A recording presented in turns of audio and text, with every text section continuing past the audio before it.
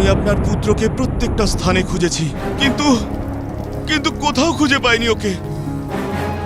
এটা তো প্রথমবার হচ্ছে না যে ও কোথাও চলে গেছে।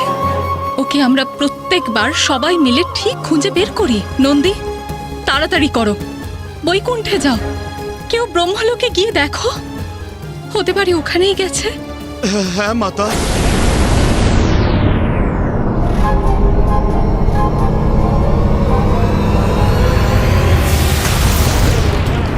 কোথায় আছে তোমার প্রাণ? আর কত পর্বত ধ্বংস করতে হবে আমায়?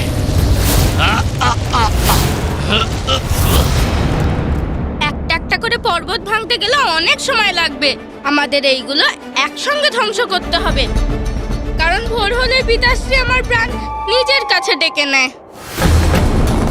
আর যদি সেরকম হয় তাহলে আমার প্রাণ হারানোর সময় আপনি কি করবেন? মহাদেবের কাছ থেকে কি করে নেবেন ওটাকে? কি ঠিক বললাম তো? না না, যদি তোমার প্রাণ নিতে গিয়ে আমি ওনার কাছে পৌঁছে যাই, তখনই উনি ওনার ওই তৃতীয় নেত্র দ্বারা আমার প্রাণ না নিয়ে নেন। তোমার কথাই ঠিক মনে হচ্ছে। একবারেই সব পর্বত আমি বিনষ্ট করে দেব। আমি নিজের হাতে নেব তোমার প্রাণ।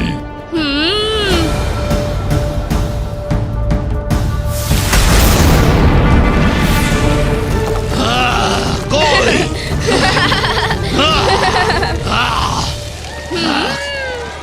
আহা,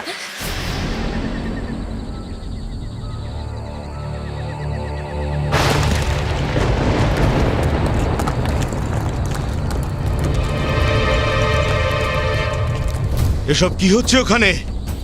ওই পর্বত থেকে এত ধোঁয়া বেরোচ্ছে কেন? এটা পার্বতী পুত্রের কোনো ক্রীড়া নয় তো?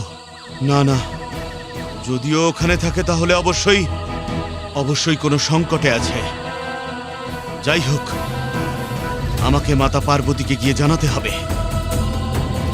এত পর্বত ধ্বংস করলাম আমি, আর আঘাতও পেলাম অনেক, কিন্তু ওর প্রাণ আমি হরণ করতে পারলাম না। সব পর্বত ধূলিসাৎ করে দিয়েছি আমি, তাও তোমার প্রাণ আমি পেলাম না। দুষ্ট বালক, সত্যি বলো আমায়, কোথায় আছে তোমার প্রাণ? না হলে কি আমার প্রাণ হরণ করবে? কতবার বলবে এটা? আচ্ছা একটা কথা বলো তো, কি এতবার হরণ করব বলছো, একবার হর মহাদেব বলছো না কেন? বা আমার মামা শ্রী হরির ব্যাপারে কিছু বলছো না কেন? হতে পারে তুমি সেইটা পেয়ে যাবে যা তুমি প্রাপ্ত করতে চাও। টক টকা টক টক, পবিত্রতার কণ্টক বজ্রান্তক এই মুহূর্তে তোমার প্রাণই হরণ করতে চায়। তুমি তো আমার প্রাণের দিকেই মন দিয়ে পড়ে আছো। অবশ্যই দেবে আমার প্রাণ, কিন্তু এটা তো বলো প্রাণ মানে কি, তার কি মাহাত্ম্য, আর আমার প্রাণ পেলে তোমার কি লাভ হবে? তুমি কি এটুকুও জানো না বালক, যে প্রাণই হলো জীবনের উৎস? আমি তোমার প্রাণ হরণ করে তোমার জীবন থেকে তোমাকে বঞ্চিত করব। ও, এইবার বুঝতে পেরেছি আমি কি ভুল করেছি। ভুল? কিরকম ভুল? শীঘ্র বলো। দেখো না, বালক বুদ্ধি দিয়ে আমি এটুকুও বুঝতে পারলাম না যে আমার প্রাণ তো আমার মাতা পিতার জন্যে, সেই জন্যে আমার প্রাণ তো সেখানেই থাকবে যেখানে ওনারা আছেন। তাহলে নিশ্চয় পিতাশ্রী আমার প্রাণ নিজের নিবাস কৈলাসে লুকিয়েছেন। আপনি আমাকে ওইখানে নিয়ে চলুন, ওখানে পৌঁছে আমি আপনাকে আমার প্রাণ দিয়ে দেবো। কৈলাস পর্বত মহাদেবের নিবাস স্থান, ওখানে গেলে তো আমার প্রাণের সংকট হতে পারে। ওই বালক কি আবার আমার সাথে ছলনা করছে?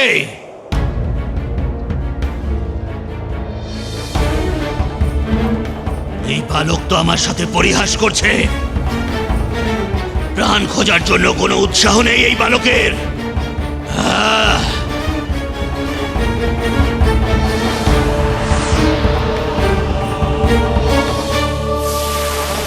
আরে কৈলাস তো ওইখানে, আপনি কোথায় নিয়ে যাচ্ছেন আমাকে?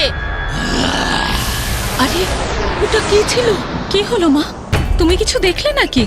হ্যাঁ পার্বতী, সম্ভবত ওখানে আছে। আমি ওখানে কিছু নড়তে দেখলাম। আমাদের দেখা উচিত।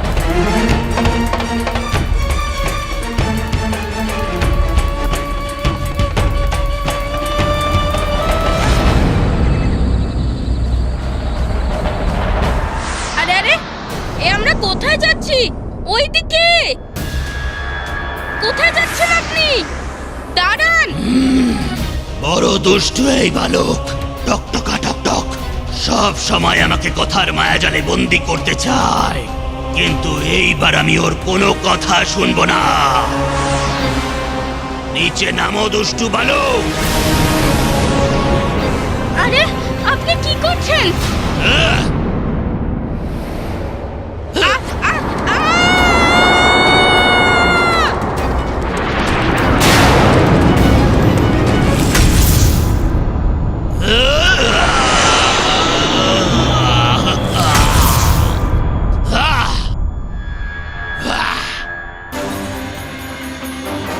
টকটকা টকটক, পবিত্রতার কণ্টক বজ্রান্তকের সাথে তুমি ক্রীড়া করতে চাও, তাই না? তাহলে এসো, এবার করো ক্রীড়া। এবার বজ্রান্তক নিজের ক্রীড়ার সাথে তোমায় পরিচয় করাবে। এক্ষুনি বুঝতে পারবো কোথায় আছে তোমার প্রাণ। আমাকে ওর থেকে বাঁচার জন্য অন্য কিছু করতে হবে, না হলে এ সত্যিই আমার প্রাণ হরণ করবে।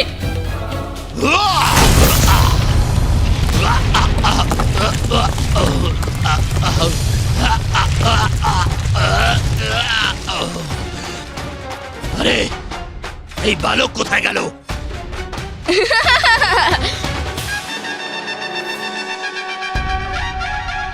দুষ্টু বালক, তুমি ওখানে? হ্যাঁ, আমি তো এখানে। দেখো, তোমার সঙ্গে খেলতে খুব মজা হচ্ছিল, কিন্তু বিজয় তো আমি হলাম। লাফিয়ে উপরে যে চলে এসেছি।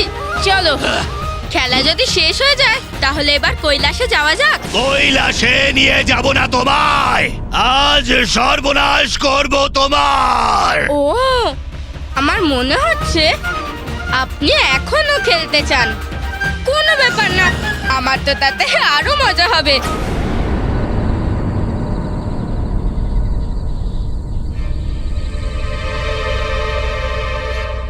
ক্রীড়া নয় বালক, এবার পীড়া সহ্য করার জন্য তৈরি হও। তোমাকে মৃত্যুদণ্ড না দিয়ে আমি কিছুতেই থামবো না। ইয়া!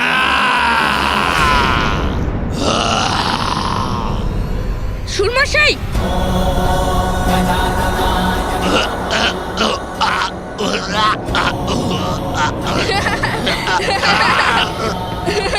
এসব কি হচ্ছে?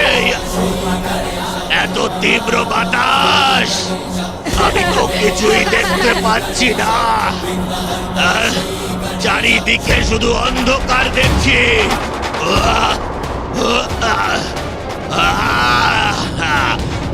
যা কিছুই হয়ে যাক না কেন, আমি এই দুষ্টকে কিছুতেই পালাতে দেব না।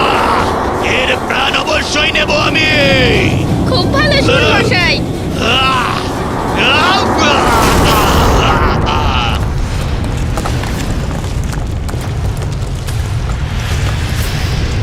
এই কেমন ভয়ানক আওয়াজ! আমার পুত্র সুরক্ষিত আছে তো? আমার কিন্তু প্রচন্ড ভয় করছে মা। আমার পুত্রকে আমি আর হারাতে চাই না।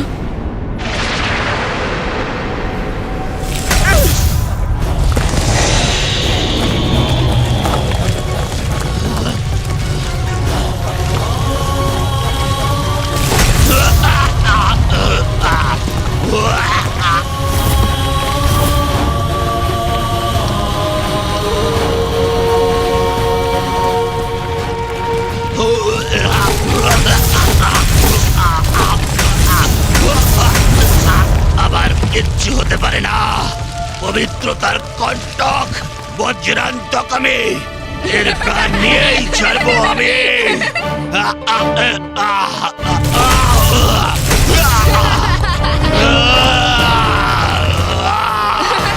হ্যালো, অনেক হয়েছে তোমার ছলনা।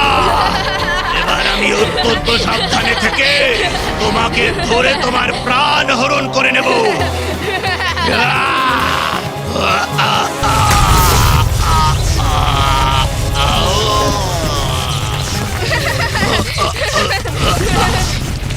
এই ওষুধ তো খণ্ডিত হয়ে যাচ্ছে। ওকে তো এইবার পূর্ণরূপে খণ্ডিত করতে পারবো আমি। এবার তুমি আর বাঁচবে না বালক। সুরমশাই, আমরা একসঙ্গে কিছু করি।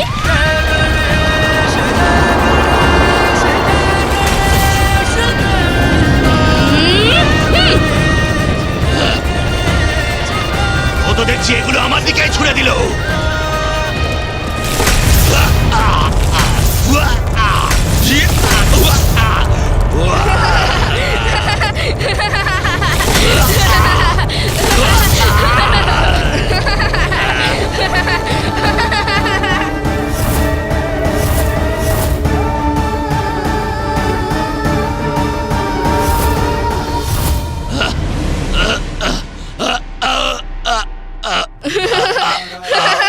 কি মজা হলো না সুরমশাই? টক টকা টক টক। কে এই বালক? এ তো আমায় পরাজিত করে দিল। একটু নড়াচড়া করতেও ভয় লাগছে আমার।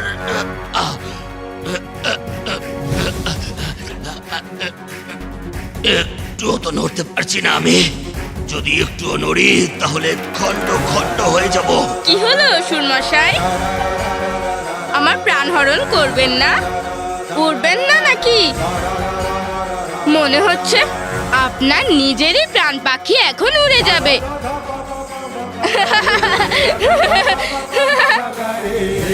সুরমশাই,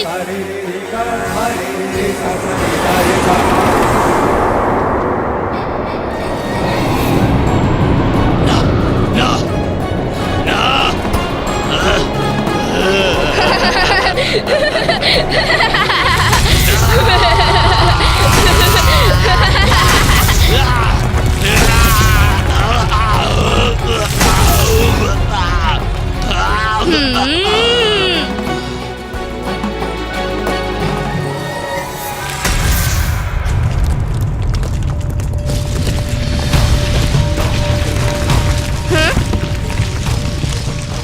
আরে এই বিশাল পাথর তো আমার দিকেই আসছে।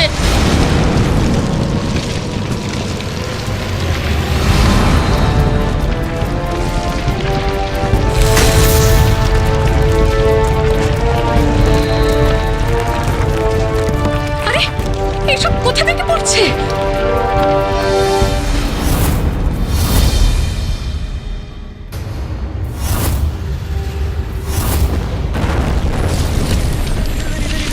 পুত্র,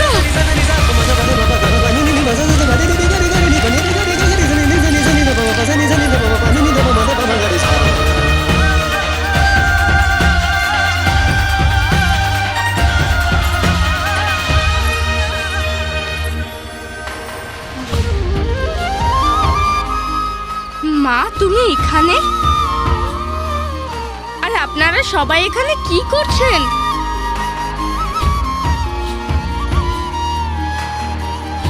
কি হয়েছিল তোমার? তুমি এখানে কি করে এলে? আমি কিচ্ছু বলবো না পার্বতী, কিন্তু মানে চুপ করে থাকবো। আমি কিচ্ছু বলবো না। চলো পুত্র, কৈলাসে ফিরে চলো।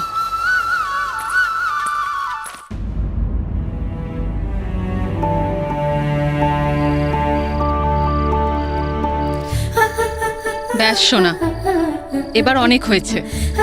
আর কিন্তু আমি কিচ্ছু শুনবো না। শান্তিতে ঘুমো, না হলে কিন্তু আমি তোমায় খুব শাস্তি দেব। কালকের দিন খুব গুরুত্বপূর্ণ, আর আমায় অনেক কাজও করতে হবে সোনা। কেন মা, কালকে এমন কি হবে? কাল তোমার ষষ্ঠী পুজো এবং নামকরণ অনুষ্ঠান আছে সোনা। কত কাজ, কত আয়োজন, কত কিছুর ব্যবস্থা করতে হবে আমায়। আমার নামকরণ মা? হ্যাঁ পুত্র, কাল তোমার শুভ নাম দেওয়া হবে। এবার ঘুমিয়ে পড়ো, বিশ্রাম করো সোনা। হ্যাঁ মা।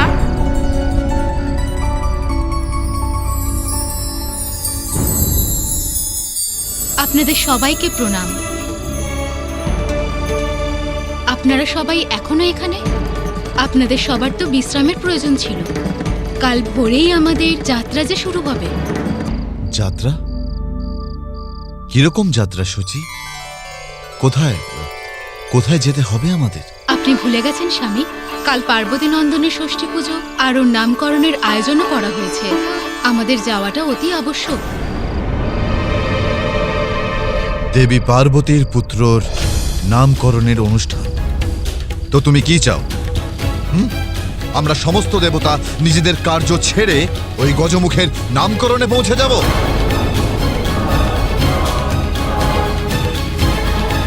যদি নামকরণ হয় তাহলে সেটা হতে দাও। দেবরাজ ইন্দ্র ওখানে যাবে না।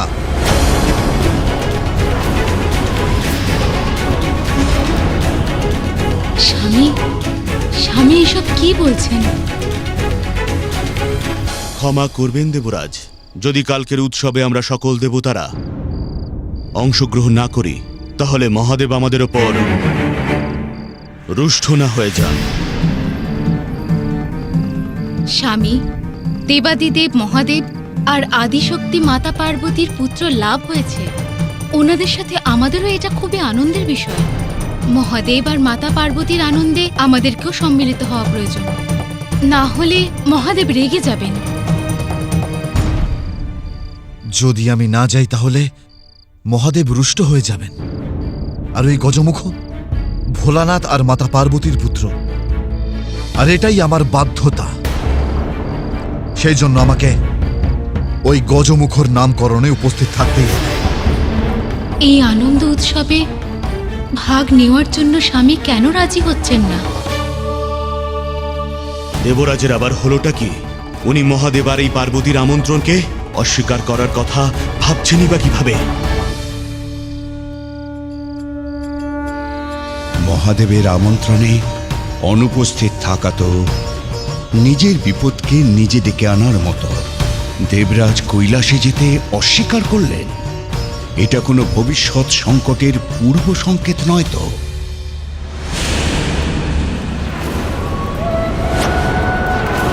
শেষ করে দেব ওই বালককে, নিশ্চিন্ত হব আমি, আর আমার প্রভাবে সর্বত্র শুধু অন্ধকার বিস্তার করবে।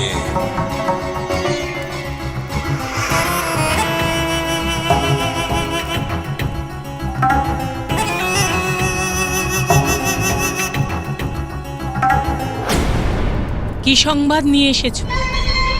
বজ্রান্তক সফল হয়েছে? সংবাদ শুভ নয়। পবিত্রতার কণ্টক বজ্রান্তককে শেষ করে দিয়েছে ওই দুষ্টু বালক।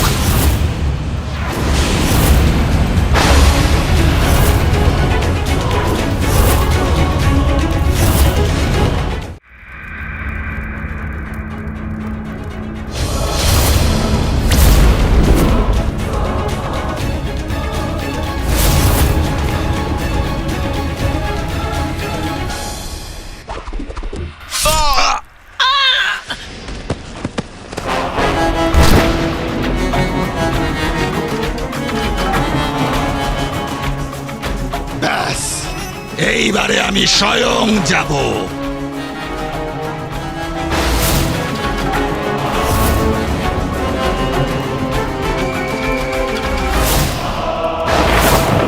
শুনে রাখো সবাই, নিশ্চিহ্ন করে দেব তাকে যে আমার জীবনকে বিঘ্নিত করবে। স্বয়ং কৈলাসে যাব আমি, আর পিষে দেব আমি ওই বালককে, শেষ করে দেব আমি ওকে। যে বজ্রান্তককে হত্যা করেছে সেই মহাদেব পুত্রকে কিনা তুমি বধ করবে?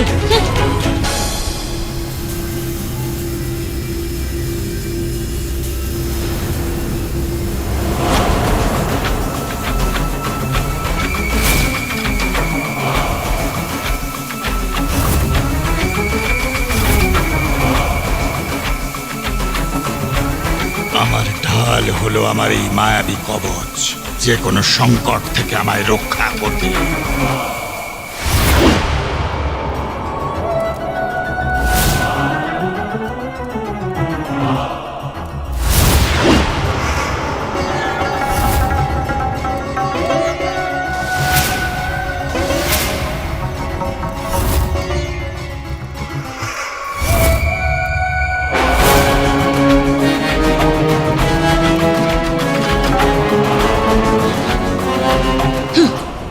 শক্তিশালী মায়াবী এই মূর্খ, কিন্তু এর এই মূর্খতা মৃত্যুর পথে একে ঠেলে নিয়ে যাচ্ছে। যতই কবচ পরে থাকুক না কেন, যেভাবেই অস্ত্র তুলুক না কেন, কিন্তু ব্রহ্মদেবের বচন মিথ্যে করা যাবে না। ওনার অভিশাপ অনুযায়ী ওই বালক অবশ্যই এর বিনাশ করবে।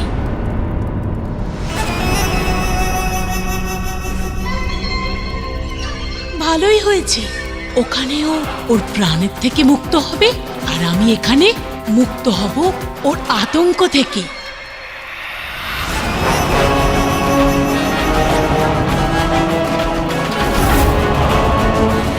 হ্যাঁ, এ দাঁড়িয়ে গেল কেন? এ আবার নিজের মায়াবী শক্তি দিয়ে আমার মনের কথা জেনে যায়নি তো?